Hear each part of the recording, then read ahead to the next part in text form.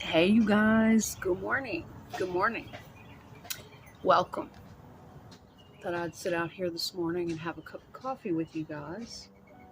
I love sitting outside first thing in the morning, and I'm in the South. Generally, it is hot all the way up until October. In fact, it was hot earlier this week, up in the 90s. But this morning, it's actually cold. Like the weather is changing. The trees are changing colors, and this is my favorite month of the year. I love it so much. I love fall. And so, yes, I'm still in my pajama top and I have a blanket that I am wrapping around me because it is chilly outside. And so, in this video, I'm going to kind of go back. When I first started my channel, I started a video series talking about different parts of my life. And, I don't really have a niche on my channel, and I kind of did that on purpose. And I can't say that has worked well for me, but I can't say that it hasn't worked either. It's just what I want to do with my channel. But um, I started out talking about how I grew up. And instead of choosing, I could have chosen any story, really. I could have chosen different topics. Someone mentioned the other day in a comment on one of my videos, they said, I want to know your story or more about your story. And those words hit me pretty hard. My story, you know. And a lot of times I'm doing other types of videos on this channel. I'm kind of skating around. Or within the videos that I do about other subjects, I might drop a line or two that is personal. If you watch my videos long enough, or you've been a subscriber for a while, you will hear me, even when I'm covering crime cases or cases that don't have anything to do with me. I have a way, that's the way I like to do things. That's my own creative process. I have a way of taking those subjects and sort of pulling elements out of those subjects that I want to talk about. It's not necessarily me taking those cases and going, okay, I'm going to report on those cases in the same way everyone else does. No. And, I get it. That's what some viewers are looking for, but that's kind of not my channel. I have a whole different abstract way of talking about things. So what I will do is take popular cases or cases that mean something to me. A lot of times it's stuff that's not popular. It's just people, things, and events that I admire, that I'm interested in, that I want to talk about, some element of their life or whatever it is. I will take those kinds of topics and I will select what dynamic I want to talk about. And then I will relate to that or fall back on points from my own life, my own experience, my own wisdom. And for me, it's this whole creative process where it's a way for me to kind of kill two birds with one stone. It's a way for me to express myself, express my life, and at the same time talk about interesting and trending topics or things that other people might want to hear about at the same time, and kind of just mix it all together. You know what I'm saying? And that's just the way I like to do it. Everybody else may not like it like that, but that's just my own way, my own unique style, because the way I look at it is a YouTube channel for a long time, it's an experimental thing. You cannot be afraid to try things, and I would get very bored. I just wouldn't be able to do it. And I understand about the algorithm, I understand all of it, but it's very hard for me to just pick one thing, one niche, and stick to that. Or it would be very hard for me just to report on the news. Today I'm just going to report on this case and all of the, and that's okay for those true crime channels and the detective channels or whatever, and they want to sit there and dig through all the details of who said what and who did what and how it happened. That isn't my style, and it's not really what I'm interested in. So when I report on cases like that, It's completely for different reasons and different dynamics. It's things that I have seen within those cases that I could relate to, that things that have moved me, things that I might have had experience with. It's usually discussing the relational dynamics between the couples involved, the childhoods of the people involved, psychological and spiritual aspects, and that's how I roll. I would get very bored if I just had to do things one way all the time without some kind of personal self-expression involved in it. You know what I'm saying? So that's kind of how I've been doing things here on my channel. But I gotta balance it out. Last week I worked very hard on a couple of videos that had more flash. Those are fun. Like I say, I would get very bored if I just did one style of video all the time. Those videos were about other people. I did one about Selena Quintanilla. Actually, I've done quite a few about Selena. And this one long form video that I did was about her earring collection, because that's fun to me. That expresses my love of fashion and accessories and makeup and my love of Selena. And I put a lot of work into that video. Beautiful photographs and, music and transitions, and that's a learning process. I'm still working on my editing skills, and I really had a good time with that. And I did that not only for my own creative freedom and fun, but for my subscribers who are Selena Quintanilla fans. Yes. So I do think about the subscribers a lot of the time, and they're always asking for more Selena. Then I did a video about Keanu Reeves, but it wasn't a Keanu Reeves life story report, which I do have that in mind for the future, but not necessarily just a straight up life story. I would like to delve into the relationship between Keanu and his late father and some of Keanu's ancestry. I plan on doing that. I would find that more interesting than just, here's Keanu's life, here's where he was born, and that's okay. A lot of times people do stuff that way. They're in a hurry. They don't have a lot of time for their channel. Some people put a lot of work and time into their channels. It just depends, y'all. But I have to pick out things that I find interesting about a person, that I relate to or that I'm passionate about, that I can build onto. The Keanu video was also quite flashy. Again, I was practicing some editing skills, lots of photos of him in there, lots of new editing technique and transitions and music. And it's a lot of nostalgia. Gen Xers would enjoy that video. I've got pictures of the old cable boxes in there. And that video was really just about, here they go, working on the street. They've been doing this every day this week, especially when I want to film that video. And then we're going to get into the topic that I want to talk about in this video. But I just kind of wanted to give you guys an idea of where I'm at mentally and emotionally with my YouTube channel. Kind of my journey here on YouTube. I recently did a live stream about my journey on YouTube, how it started, how I got to 1,000 subscribers, how I got monetized. All of that is in that live stream.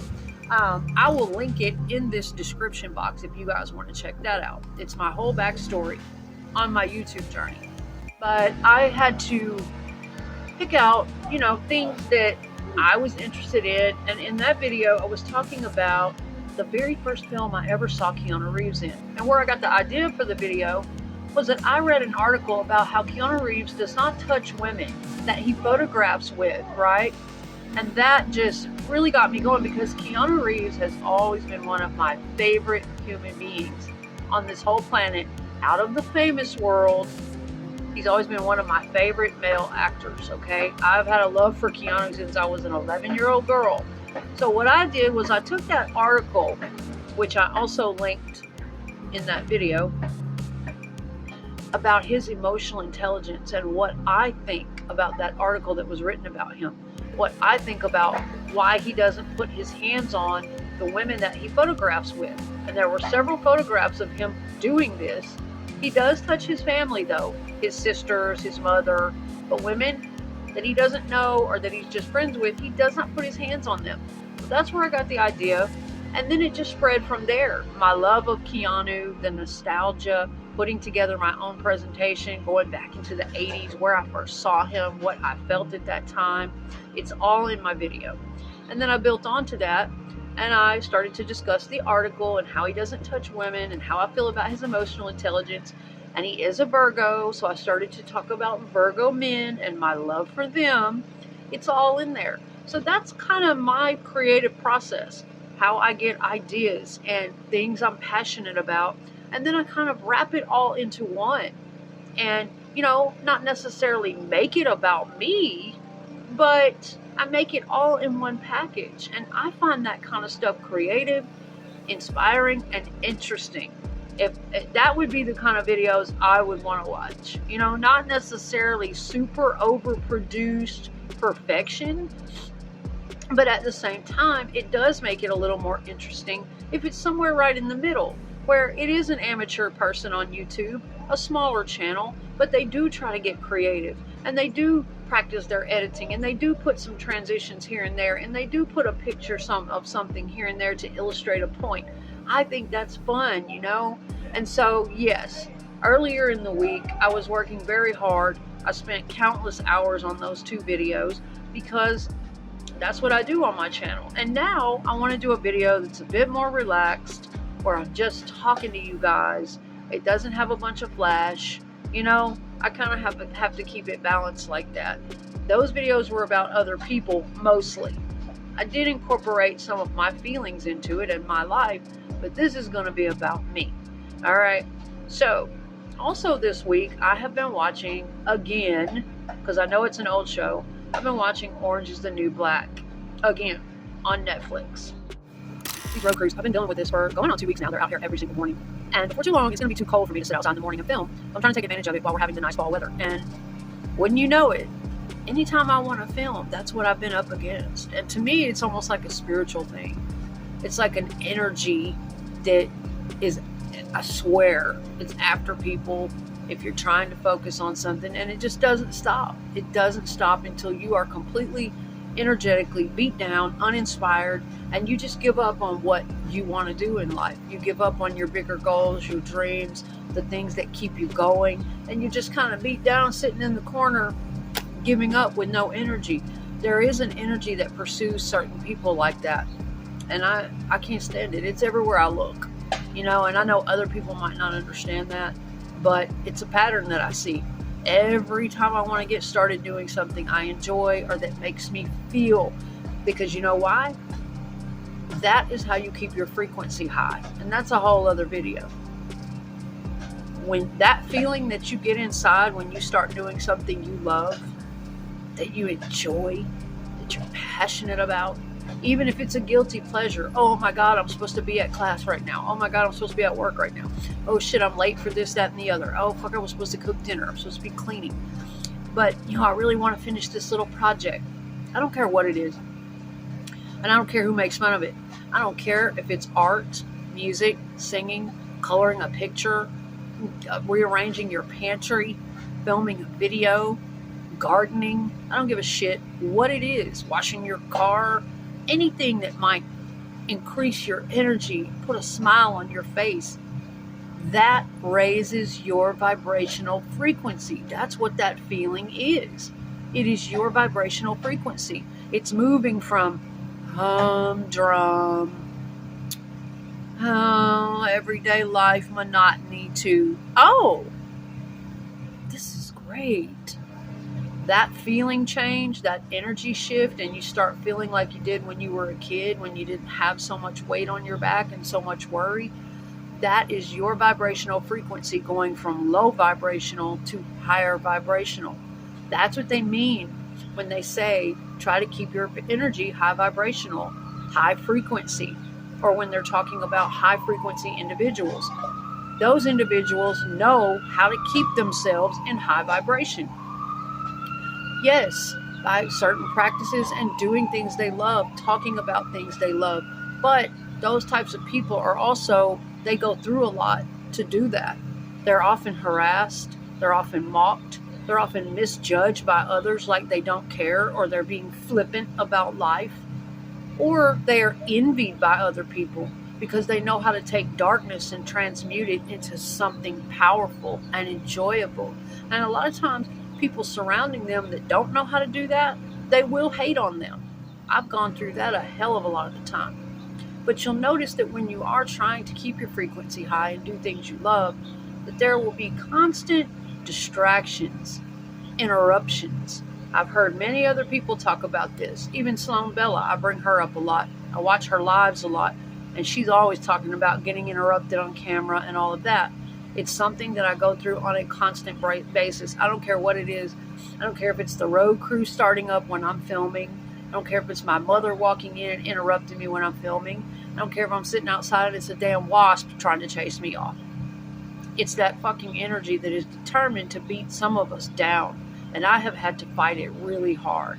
All right, on into the topic. I was also doing a lot of lives last week because I don't know how much storage space I have on this phone.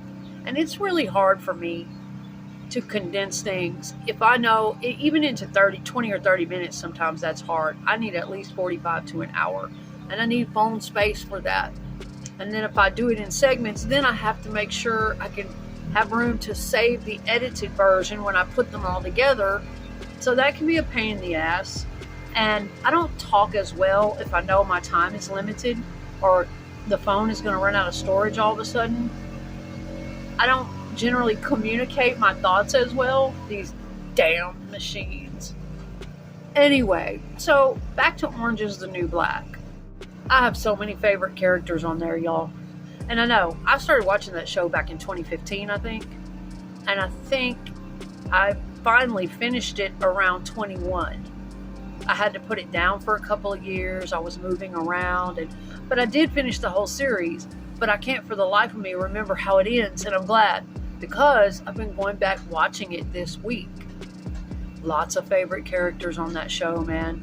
But believe it or not, the main character, Piper, she's not high on my list of favorites. Isn't that weird? I don't know. There are things I can relate to about Piper, for sure. But she's not really one of my favorites. I don't know why. My top favorite character on that show is actually Cindy.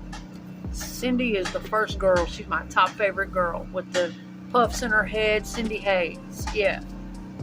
But I have a lot of favorite characters on that show, but this video is not really a video about Orange is the New Black. I might do one in the future.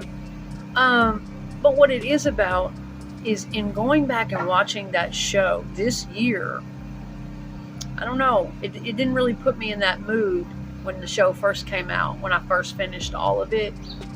But I'm 48 years old now, approaching 50 not long from now.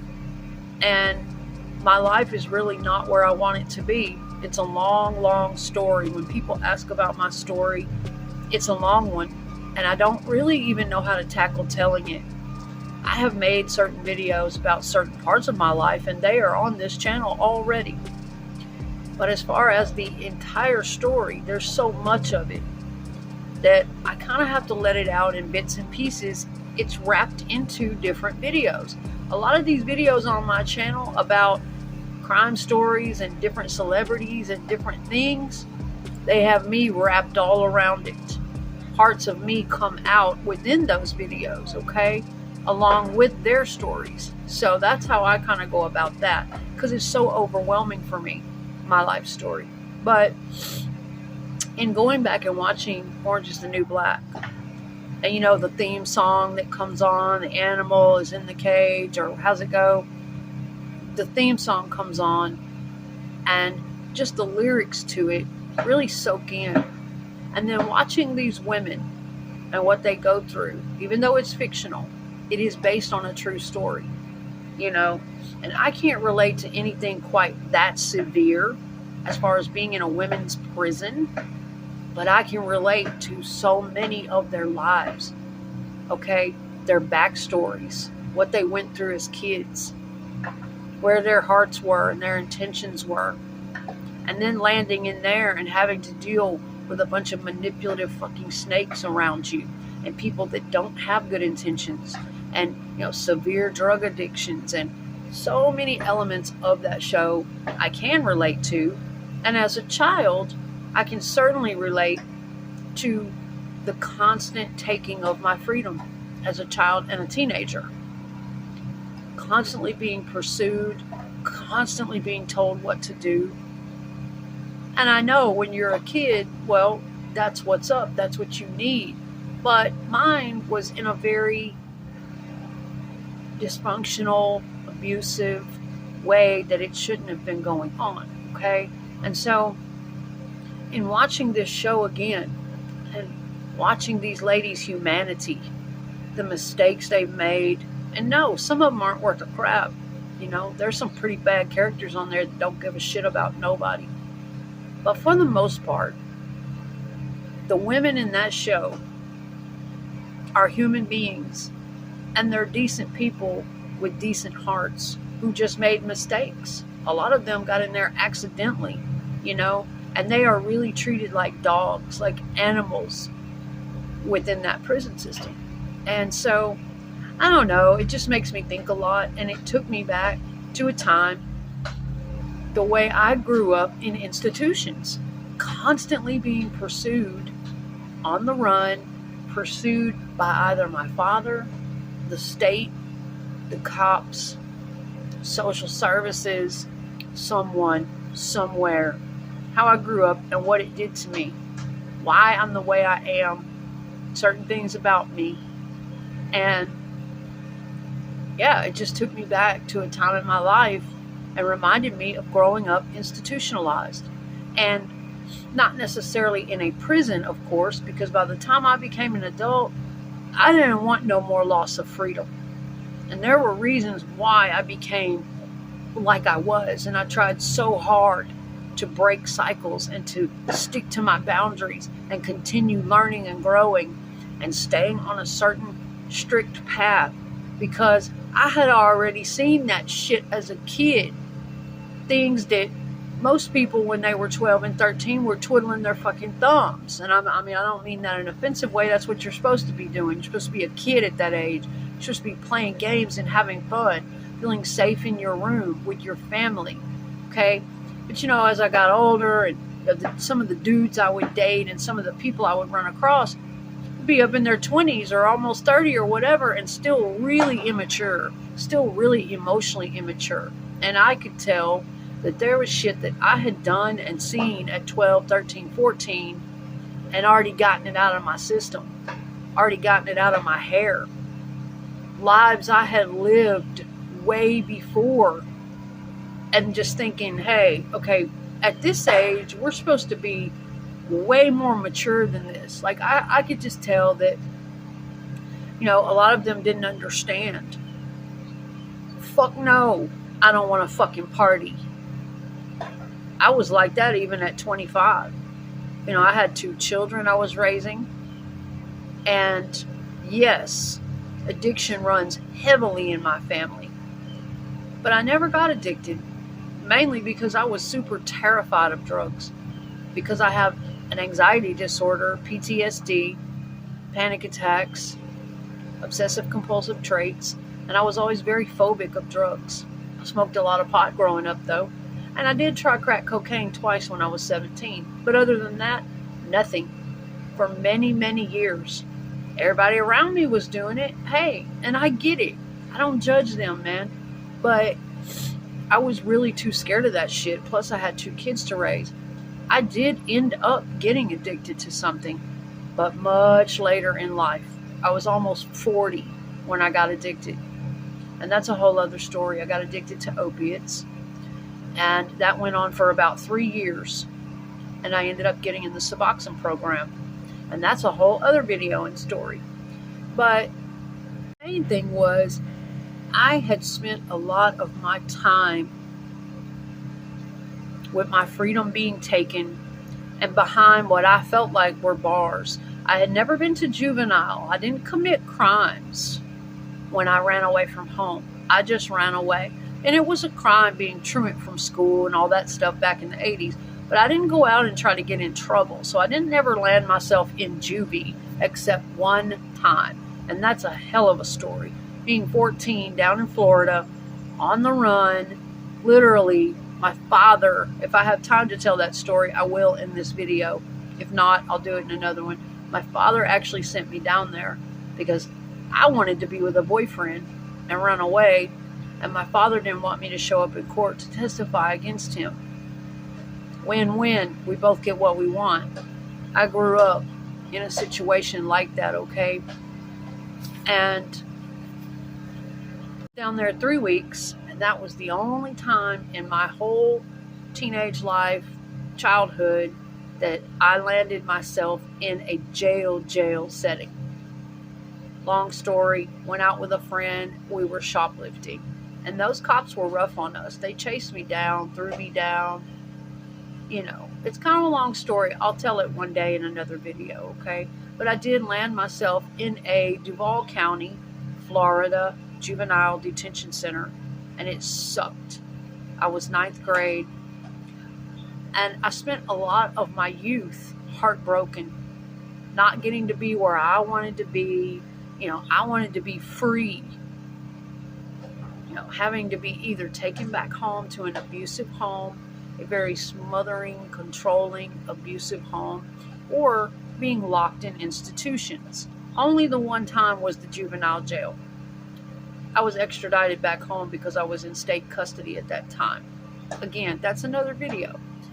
Back to growing up in institutions, though. A lot of people didn't understand, A lot of guys that I would attract in my mid-20s, like after my children's father and I separated, I worked very hard. I went back to college. I raised my 2 sons.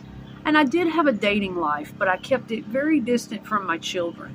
Nobody moving in, never getting too committed until after they were grown, right?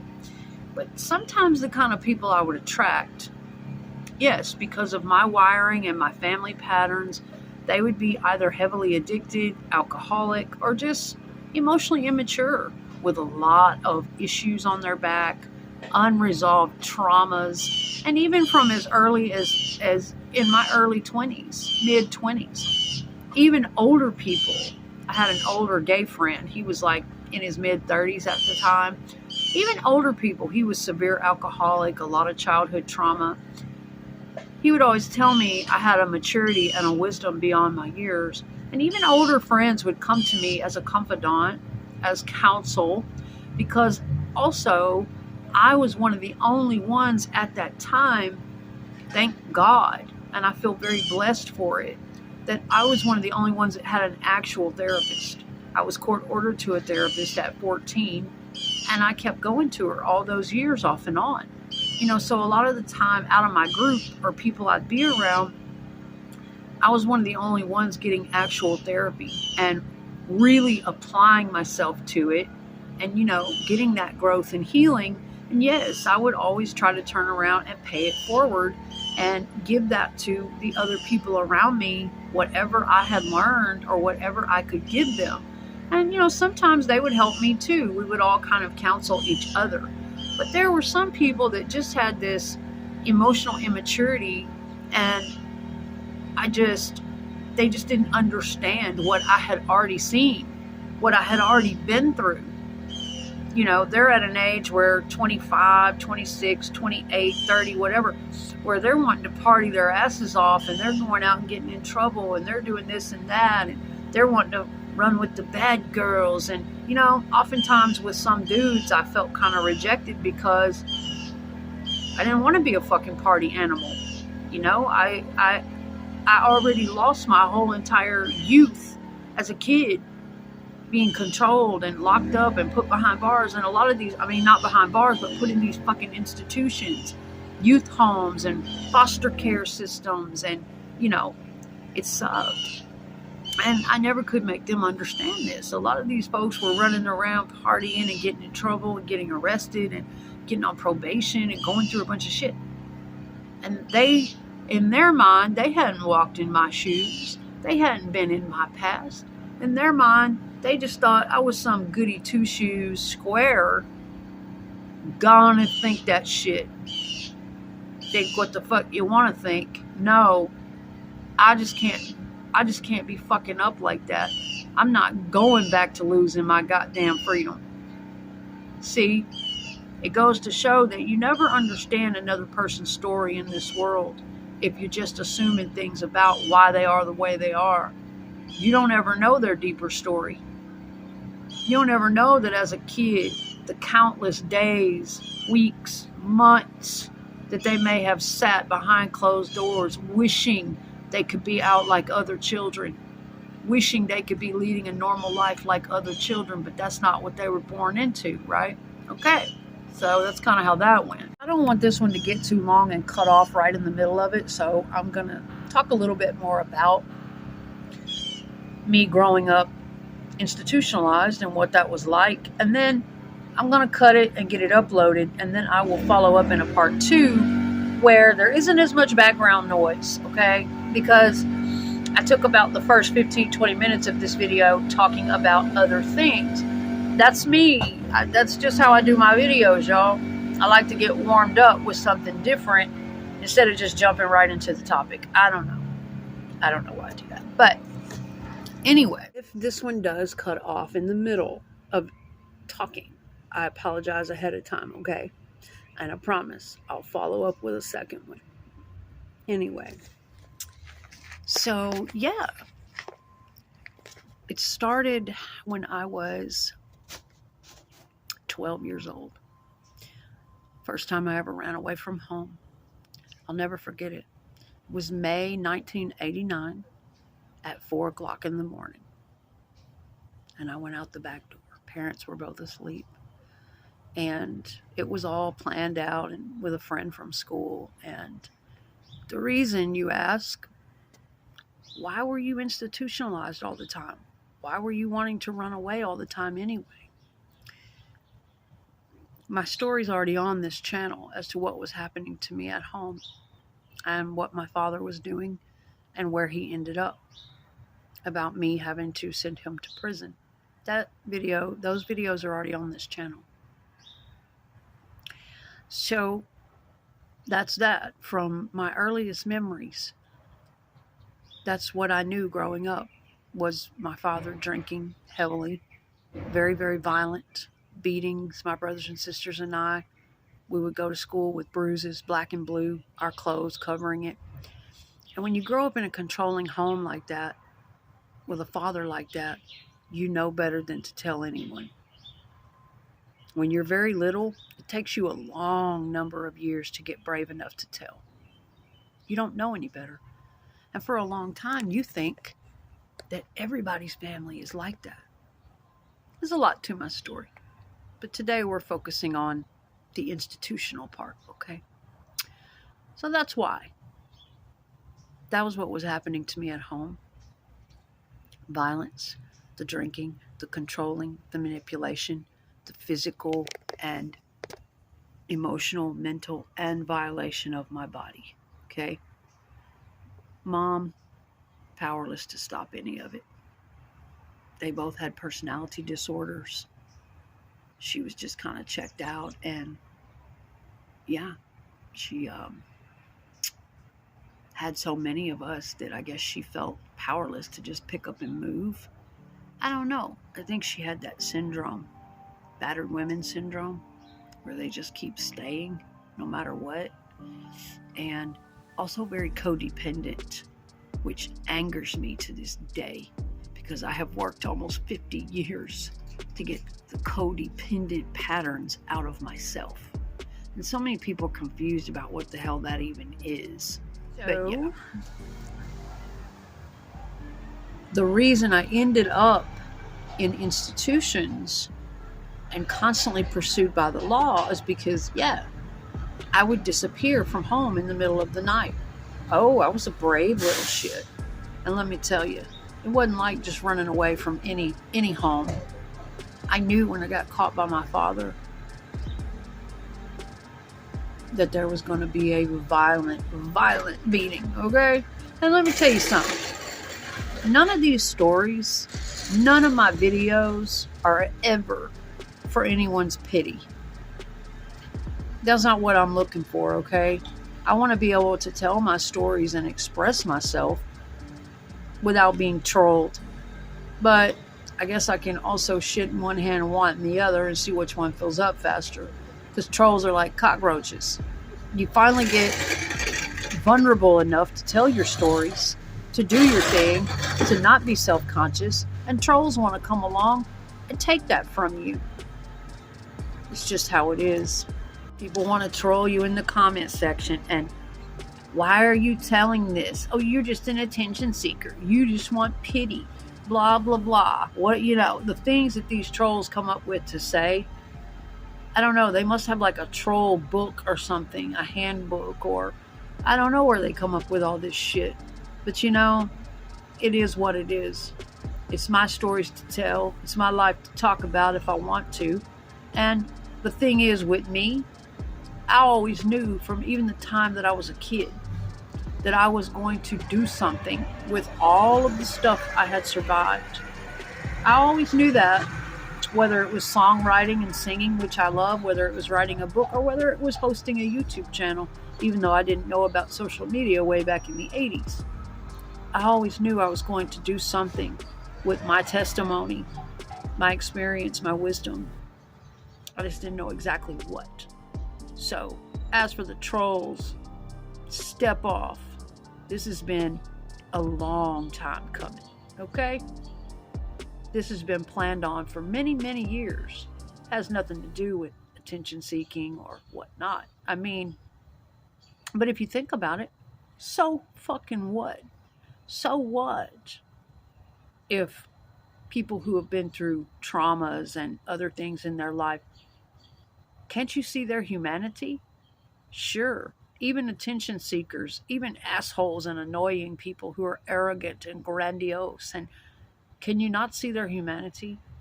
Can you not see the fact that somewhere at some point in their life, it was simply because they didn't get the love that they deserved as a child or growing up or whatever it was? Can you not see that their self-esteem suffers somewhere? So many times people are so quick to judge attention seekers and blah, blah, blah, because all you can see is the adult. But what I see in people is the inner child. And I know that sounds cliche and bullshitty, but that's really what I see. Because for the most part, nobody, not one person on this earth is fully adult. Oh yeah, we're grown. Our bodies look grown. Our minds are more mature. Most of us have, good emotional intelligence. And if we've applied ourselves, some of us are pretty advanced. But for the most part, the learning never stops here on earth. The evolving never stops, okay? And some people might have a PhD and be very intellectually smart, but not have a fucking lick of common sense, street smarts, or emotional intelligence. As far as real compassion, real empathy. There's different levels of intelligence, okay? And we all have room to improve. But I don't think not one person on this earth, not one adult, is completely and fully all the way an adult. There is some part of them, even the most mature of adults, that still has an inner child. We all do. There is some part of them, something in their life, that makes them feel like a kid again, whether it's something fun or whether it's something scary. There is an inner child in all of us that's still vulnerable, that still didn't get to work through certain issues about love or fear or insecurities. There's a part of that inside everyone. And that's what I see. Okay. Even though I hold people accountable, even though people sometimes get on my nerves, even with narcissists, even with people with personality disorders, even with arrogant assholes, bullies, whatnot, I see that shit in them because I know I've been down that road. I grew up a certain way. I see the wounded child in them, but I have to be careful about that too, because yes, once we're an adult, we're responsible for what we do with that shit. And if you choose to go walking all over other people being a fucking sadistic fuck, that's your problem. Nobody's going to like you. Nobody's going to understand you, and you're going to land your ass in big trouble. I get it. But I'm just saying, okay? Long story about actually what happened when I was a kid, but I was running away from home a lot. I started taking off at 12, meeting up with older friends, finding places to stay. And the cops kept coming after me after a few days to a week or so and dragging me right back home. And I never would tell them why I was running away, And after you are raised like that for a while, you finally get to the point where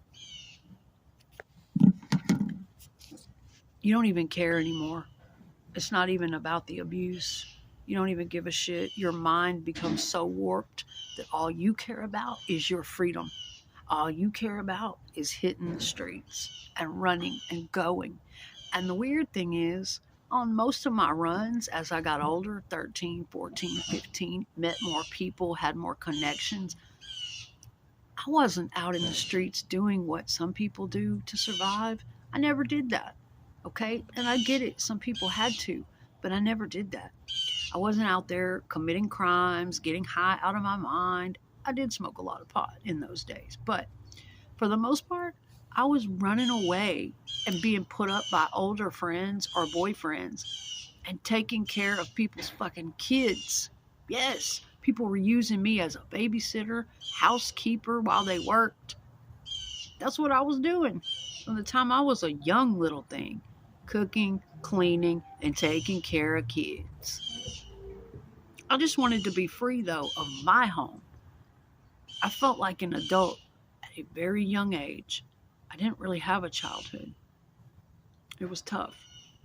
I was very mature at a very, very young age, okay? And so the institutional part, in those years, yes, they would pursue me and take me back home. And then eventually I kept doing it so much that the courts got involved because I was truant from school. My parents had to report it each time I ran away. The courts got involved. It's a long, drawn-out history that I will not be able to fit into this video.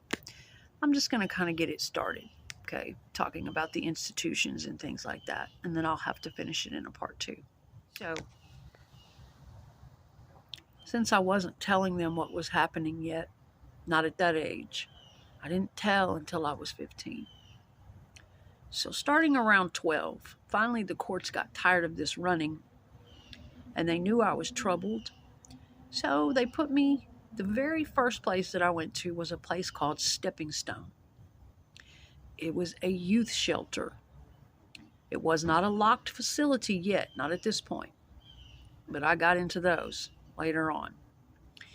This place was in kind of a rough neighborhood here in my city, and it was basically a home for girls. They had, I don't know, maybe 20 girls there. It was a small place. And you know, back in the 80s, y'all, we could smoke. Yes, as kids. I was 12 years old. And my parents, my mom really didn't want to, but my dad did it because he knew I smoked. And my dad always had this guilt about what he did to me. And he was always afraid of when I was going to tell. I think he knew it would only be a matter of time till I got old enough and brave enough to tell. I don't know. But my father was always doing things for me that probably were inappropriate, like favors. It was a manipulation tactic as well. Always bringing me candy bars and Cokes. I mean, for the most part, it was because he loved me too. My father was also very affectionate, just in a regular fatherly way. In fact, we got more affection from him than our mother. She was not very affectionate and motherly. My dad was both. Abusive, violent, inappropriate, manipulative, and loving, nurturing, affectionate, and protective. Both. Imagine how twisted that is, to have to deal with those patterns in your mind growing up, and how long it would take to rewire all that stuff, and how it affects your life, your relationship life, all of that shit. And so, also, he would let me smoke. And he would bring me packs of cigarettes to the homes and institutions when my parents could visit. Remember, at this time, I had not told on my father yet. And so it just looks like I'm just a crazy kid who's just running away for no reason. And in that shelter, I met a very diverse group of girls. Yeah, and I made a lot of friends, you know. So my history with different types of people goes way, way back. I have a picture of this old place. I was out in that neighborhood not long ago, and the building is still there. It's not running anymore, but looks like it's about to fall down, but it really brought back memories. And we would be allowed to stand out in the driveway and have 5 cigarettes a day. In the late 80s, you could smoke as a kid. The youth homes I went to and most of the facilities, unless they were the more drastic psychiatric behavioral institutions like Rivendell, I couldn't smoke there. But the youth homes and the youth centers, they would have a smoking room, and they would put your ass in there, and you could have 5 cigarettes a day if your parents brought you the packs of cigarettes. No shit, man. Or you could go out in the driveway. But that center was not a locked facility, and eventually I ran. Yeah, I ran from every place they put me in. They could not keep me. When I was a kid, from the age of at least 12 to 17 when I got married the first time,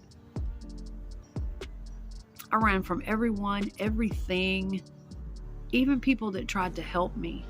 I couldn't stomach it for very long. That's how it warps your mind. And giving out this kind of insight, I hope to, in some way, help people understand other people.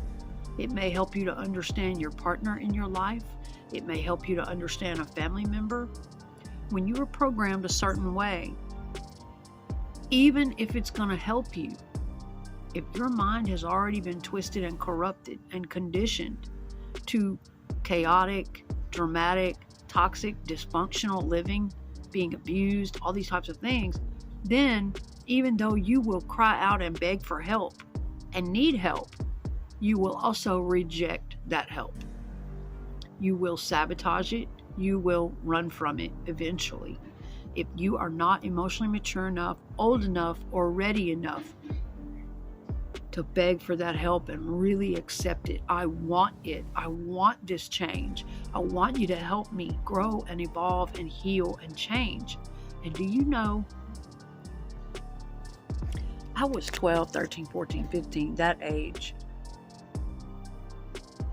And even up into my 20s, I still had some rebellious issues and anger issues. And oh, hell yes. Took me a while to work a lot of those things out of my system. But without therapy,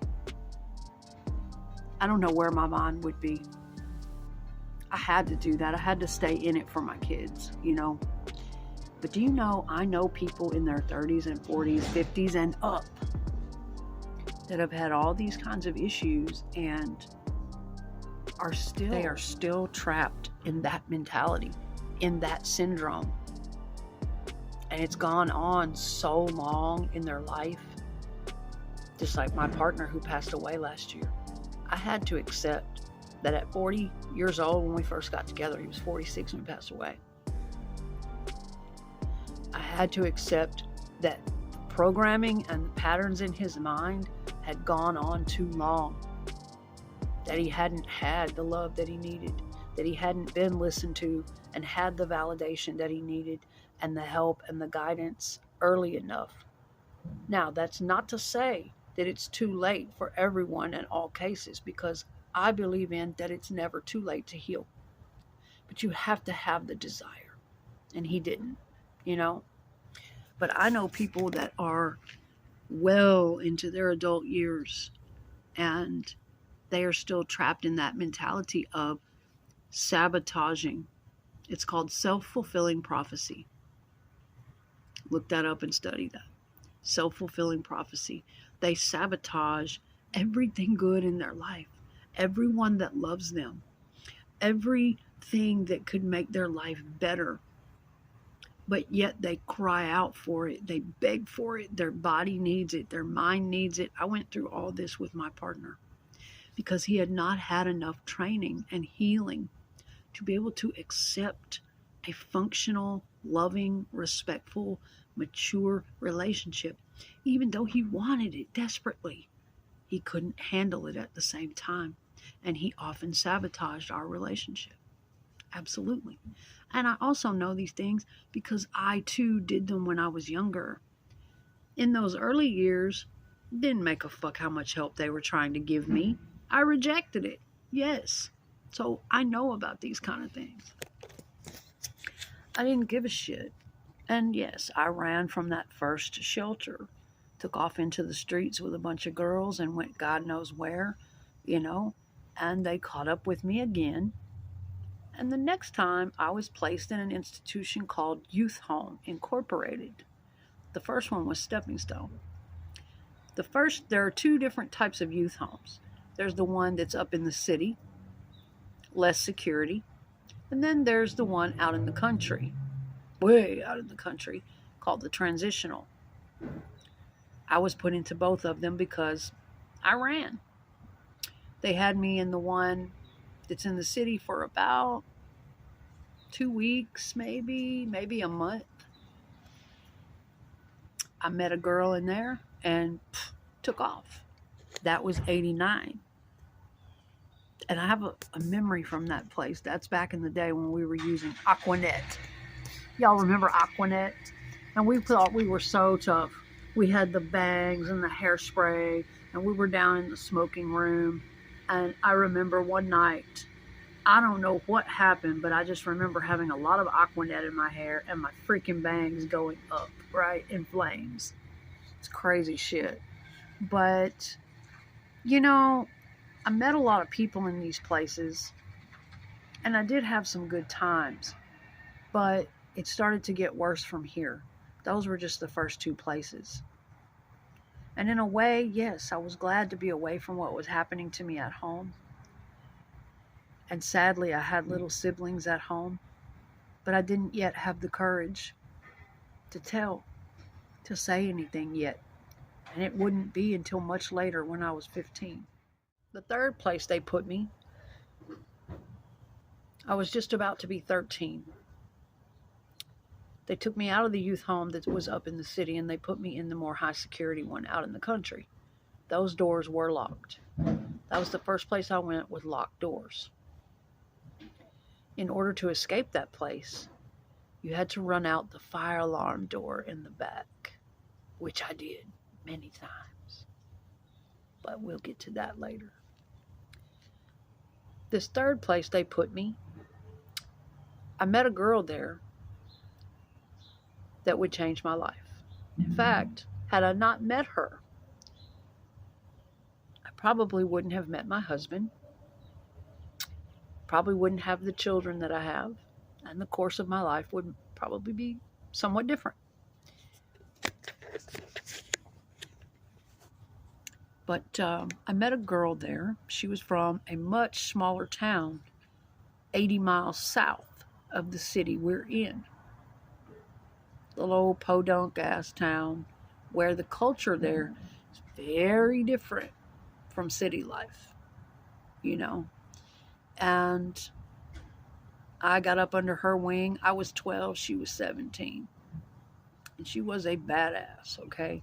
And that's what I did back at that age. I had to survive.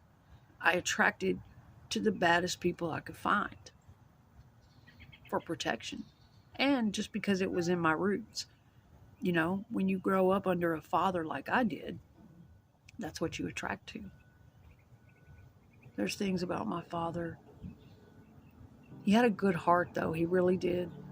He was a product of generational abuse. He was a result of what happens back in their generation when they were abused and violated and beaten and never got any help for it. Became alcoholic and did the same thing to his family and kids. But at the same time, I would also find my father drunk, crying, talking about his childhood. And there were many times that he was very loving to us. So it was a mixed bag, you know. But my father, he went to prison twice in his life. The first time, he went in 1974. He killed a guy, but it wasn't murder. It was involuntary manslaughter. My father got in a bar fight. Scuffling, wrestling, punching. Next thing you know, the guy he's scuffling and punching with falls down the stairs and cracks his head open on the concrete.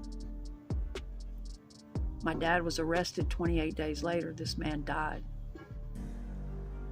But they determined that it wasn't my father's punch that killed him. It was an accident. My father served 4 months. He got a year in prison, and he served 4 months and got out. Wild. And he never went back my entire childhood or anything like that. I don't ever remember him even going to jail or anything. But he drank a hell of a lot. And it's a fucking wonder he didn't get a DWI, because he drank all the time and drove like a maniac with us in the car. One day I'll tell the story of how he completely pushed a car at 60 miles an hour down a main highway in our city with my brother and I in the vehicle. That's part of why he went to prison the second time. Second time he went to prison was in 1992, and he went to prison for incest. They convicted him of, when I finally did go to court and I finally did tell, they convicted him of that. He took a deal, I think. And they also combined the charge. The car that he ran up on and pushed like that drunk was a doctor. They filed charges on him. It was terrifying to the doctor, I'm sure. And they combined those two charges, and he got 5 years for that. He spent 5 years in prison for what he did to me and the car thing. And now thinking back about that, 15 years of rape and molestation and incest and beatings, and he spent 5 years and not even in prison. It was prison, but they kept him in diagnostic. You know what I'm saying? Diagnostic, the place you go to where everybody goes to before they go to the pen, and then they ship them off to the pen after they're checked over in diagnostic and they do all the testing and getting them ready to go. Diagnostic's just a holding place. You're not supposed to stay there. But I think there was some special sex offenders program that he was placed in, because when they send people like that down to prison, it's bad what happens to men like that. And is it weird that it hurts me? Because I wouldn't have wanted my father to be hurt by anyone.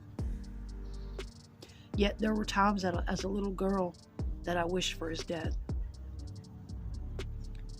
But the thought of my father going to prison and being hurt, ganged up on, people making him feel bad for what he did to us. Is it weird that that hurts me?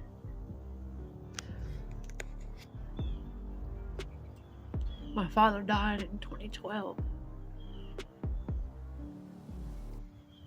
I forgave him. And, but you still have to deal. You still have to deal. Whether you love them, you forgive them. It's not always easy to understand a person who was raised in trauma to a person who was raised in child abuse. It's not always easy. If you have a partner who was raised in a situation like that, I know they can be difficult to understand. Because one minute they love their parents and they don't want you to say a damn thing about them. And the next minute they're very triggered and pissed and hurting at what their parents did to them. Oh, absolutely. That's why therapy is critical. Counseling is critical. Somebody to really talk to about these issues. Not to be ashamed of them, not to keep it inside. It's critical. And I told myself,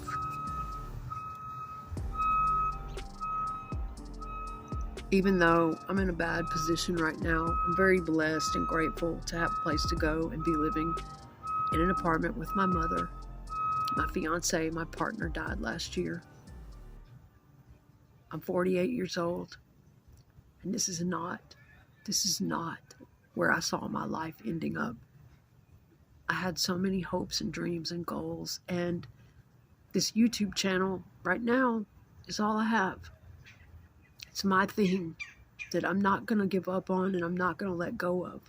I don't have anything else. I've lost everything else because the years, it all caught up with me mentally, and I just broke for a while.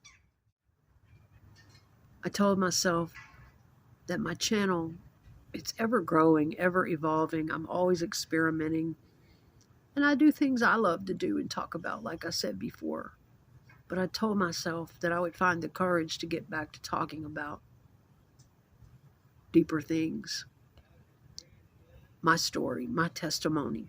And other than working on colorful, fun videos that make me happy, I think it does me good to go back and touch base with some of this stuff that I've been carrying in me for years. Because whether or not you have therapy, that's great. That can help you to cope and function better, but it doesn't take it away. It's never gone. It's in there for life, and you have to deal with it. It doesn't magically heal everything. No. And I'm just at this age where, that's part of another reason for my channel. Not only because of I'm creative and I love to do stuff like that, but I want people to know, you never know how much longer you're going to be here. I don't know at this point where my life is going. I hope that I still have a bright future. I hope that I can pull out of, what I'm going through right now. It's been really tough to make a living and jobs and at this age, and things really change after about 45. Okay. But I told myself, that I would get the courage back no matter what. Fuck the trolls. Don't worry about it. Don't worry about being self-conscious. Don't worry. And that I would get back to my real story, my life, my testimony. And I think it does me good to touch base with some of it again and set some of it free. It's part of my life. And, there's things that sometimes I can't say to my sons or my mother or my family. And so I feel like sometimes with these videos, it helps me to kind of get things out. And maybe one day they'll know how my heart truly feels, who I truly am. I want to be able to express that. And sometimes I do feel incredibly misunderstood or not heard by, some people. It's not like that with everybody. I have a very close relationship with my sister. She's an angel. And I have a close relationship with both of my sons. I love them very much. My mother and I struggle. There's a lot of healing that has to take place there that we've been working on over the past couple years. And oh man, this is the real me. Parts of the real me, I have my little fun videos. I have other things I talk about. But when it gets down to it, the real me has one hell of a past. And these days it's like, oh Jesus, nothing surprises anybody. Of course not. With the internet and the social media and, everybody talking about everything imaginable. But we are finding out more and more now that we're not alone. It's a weird thing to be 48 years old and look back on your childhood and not really have anybody else around that can relate. While everybody else is talking about their mom baking cookies and their dad, building their tree house. And don't get me wrong, we had some of that. My mom did nice things for us when she could, and so did my dad. But we struggled a lot too. My father was very dysfunctional. It's hard for him to keep jobs. He worked and then he wouldn't. And that was the example that we saw. My mother worked too, but it was all very dysfunctional.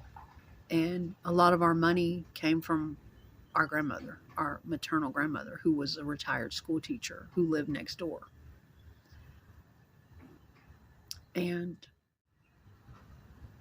But it can be difficult when that is your story. When your story isn't quite like every other person around you. But it's weird because we grew up in a nice neighborhood. That's why I have this mixed personality that I have. Because I literally went through some of the roughest fucking vile, brutal trauma and hung out with some of the roughest of the fucking roughest characters in the world. And I've lived in some of the biggest shithole places in the world and just been there, man. But at the same time, I grew up in a really nice neighborhood around a lot of really nice people. And I'm blessed because of the things that I was privileged to have. You know, my grandmother paid for things like ballet classes, and, you know, my mom put us in certain things, acting classes and ballet classes. And, you know, I guess the neighborhood we lived in, the schools we went to school with, you know, really affluent kids a lot of the times, even though I always attracted to the badasses and the street kids. But what I'm saying is that exposure, that gives you mixed influences, therefore a mixed personality. So we were talking about youth home number 3. Guys, I went to a lot of places in my youth. We're going to focus in and talk about my experience at youth home number 3. Some of the different stories that went on there, the girl that I met to change my life. But after that place, I was put into the foster care system. And I can tell you some stories about that. Woo! And then after that, I was put into another institution that was completely locked, way up in a hospital, Baptist Stress Center, I think they called it, for kids. And there was no getting out of there. No escape. But I waited till they took us on a field trip downtown. And while they're parking the van, or going to get the van, they make the fucking mistake of leaving all of us teenagers standing on the curb to wait for them. Big fuck up with me. I was gone. Then when I was 15, I was put into an institution called Rivendell. Very similar to Bridgeway. There's no getting out of there either. It's a behavioral institution. And that was the worst. I was picked up right off the street in the middle of the night. I had a life. I had things to do at that age, you know. And I believe somewhere in the middle of all this, I also went to juvenile jail in Florida. So I revolved in those years, I'd say 5 to 6 institutions, 6 to 7 of them. And we'll get into those stories. But we're going to come back and focus in on the 3rd youth home and that girl I met and how that whole thing changed my life. How through her, I met a whole new crowd. I met both of my first husbands, children's father, and spent many years of my teens down in that town with her. She did go to prison. She ended up going to prison 3 times. It's pretty rough. And eventually she and I grew apart. But it's a long story. Well, guys, I think I've let enough out for this morning. I know I don't always tell stories in the most concise fashion, but sometimes it's just how I have to flow. But I'm going to get this one uploaded, and I will be getting ready to start on part 2, and we will continue taking a trip down memory lane. Thank you for watching, you guys. Thank you for your love and support. Thanks for listening.